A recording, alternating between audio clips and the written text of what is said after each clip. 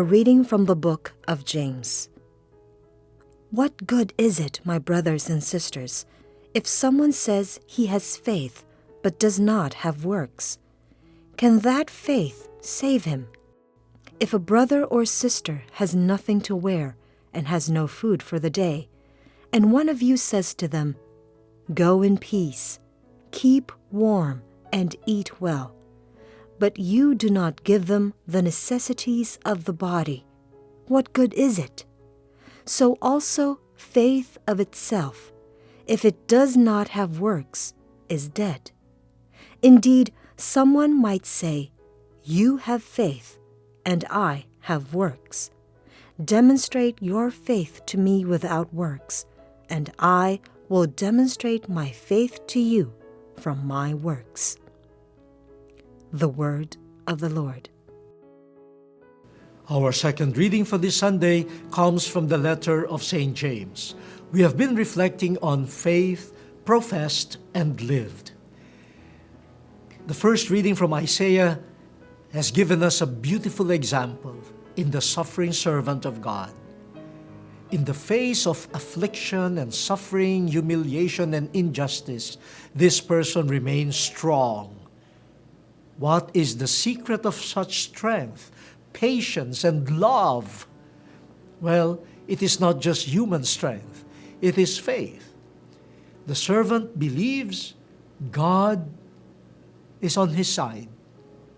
God will vindicate him. And that faith gives him serenity. He doesn't have to fight for himself. God will fight for him. And so this is faith professed and lived in the form of love, patience, and perseverance. In the second reading, St. James more pointedly tells us, your faith is lifeless if it is not manifested in works of love. There is no dichotomy for St. James between faith that you profess and works of love. In fact, they must come together. One without the other, well, it is not what we call the fullness of faith and fullness of love. St. James brings us to a very typical example. A person might profess faith intellectually and verbally. I believe in God. But then, it could happen that while my lips and even my mind profess faith, my actions might betray that I don't fully believe in God. For example, a poor brother or sister comes to you, and you, a believer, will just say, "Okay, I dismiss you. I have nothing to give you. I cannot even give you compassion. Go on your way. Good luck." St. James challenges that. If I may expound on it, St. James seems to be telling us, if you believe in God, the God who is love, the God manifested in Jesus as compassion, the God who is present in the hungry, the thirsty,